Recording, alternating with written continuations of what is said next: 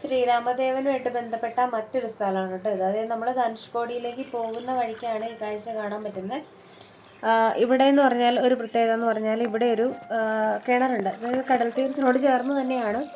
പക്ഷെ ആ കിണറ്റിലെന്ന് പറഞ്ഞിട്ടുണ്ടെങ്കിൽ വെള്ളത്തിന് യാതൊരുവിധ ഉപ്പുരസമില്ല. നമ്മൾ നോർമലി ഉള്ള വെള്ളം എങ്ങനെയാണോ ആ രീതിയിൽ തന്നെയുള്ള വെള്ളമാണ് നമുക്ക് ഇവിടുന്ന് കിട്ടുന്നത്. ഇതിനുമൊക്കെ ശ്രീരാമ ഭഗവാനുമായിട്ടുള്ള പുരാണ ഐതിഹ്യങ്ങളൊക്കെ ഇതുമായിട്ട് ബന്ധപ്പെട്ടുണ്ട്. പിന്നെ അതോടൊപ്പം തന്നെ ഇവിടെ ശ്രീരാമദേവൻ്റെ കാൽപാദം പൂജിക്കുന്നുണ്ട്. അതുകൂടാതെ ഗണപതി, പിന്നെ മഹാദേവൻ്റെ ഒക്കെ മറ്റു ഉപദേവങ്ങളുടെയൊക്കെ പ്രതിഷ്ഠയും ഇവിടെ നമുക്ക് കാണാനായിട്ട് പറ്റും കേട്ടോ. പിന്നെ ഇതെന്ന് പറഞ്ഞിട്ടുണ്ടെങ്കിൽ ഒരു പുരാതന നഗരമാണ്. അതായത് ചുഴലിക്കാറ്റിൽ പൂർണ്ണമായിട്ടും നശിച്ചു പോയ ഒരു സ്ഥലമാണിത്. അപ്പം അതുകൊണ്ട് തന്നെ ഇതിനെ പ്രേത നഗരം എന്നോട് കൂടിയാണ് പറയുന്നത്. കാരണം നമുക്കിവിടെ ഒരുപാട് അവശിഷ്ടങ്ങൾ കാണാൻ പറ്റും.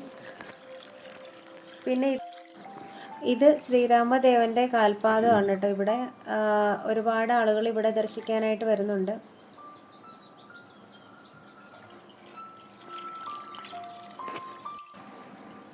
പിന്നെ ഈ പ്രദേശത്ത് നിന്ന് തന്നെ കിട്ടുന്ന വസ്തുക്കൾ ഉപയോഗിച്ചിട്ടുള്ള ഒരുപാട് കരകൗശല വസ്തുക്കൾ നമുക്കിവിടെ കാണാൻ പറ്റും.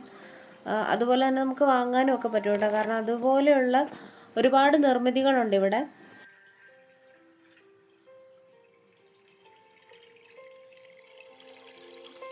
1964 ഇവിടെ വലിയ ചുഴലിക്കാറ്റും അതുപോലെ പ്രളയമൊക്കെ ഉണ്ടായി. അപ്പം ആ സമയത്ത് ഈ പ്രദേശം പൂർണ്ണമായിട്ട് നശിക്കുകയുണ്ടായി. അപ്പോൾ ഇവിടെ ജനവാസയോഗ്യമായിട്ടുണ്ടായിരുന്ന ഒരു സ്ഥലമായിരുന്നു. പക്ഷേ ഇവിടെ എന്ന് പറഞ്ഞാൽ ഇപ്പം വാസയോഗ്യമല്ലാത്ത രീതിയിലാണ് ഇപ്പം നമുക്കിവിടെ കാണാൻ പറ്റുന്നത്.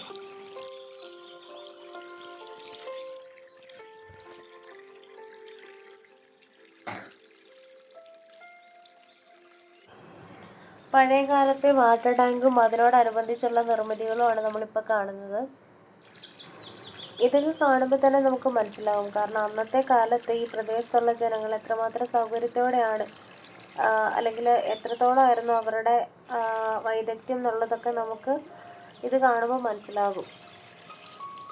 അതുപോലെ പ്രധാനപ്പെട്ട ഒന്നാണ് കേട്ടോ ഇവിടുത്തെ റെയിൽവേ ട്രാക്ക്. ഈ പ്രദേശമൊക്കെ റെയിൽവേ ട്രാക്ക് പോയിരുന്ന സ്ഥലമാണ്.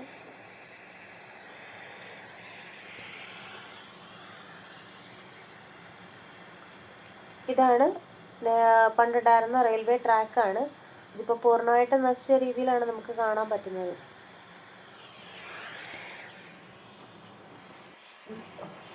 ശരിക്കും പറഞ്ഞാൽ ഈ സ്ഥലത്ത് ഒക്കെ എത്തുക എന്ന് പറയുന്നത് തന്നെ ഒരു പ്രത്യേകതയാണ് കേട്ടോ ഇവിടെ വരുന്നത്.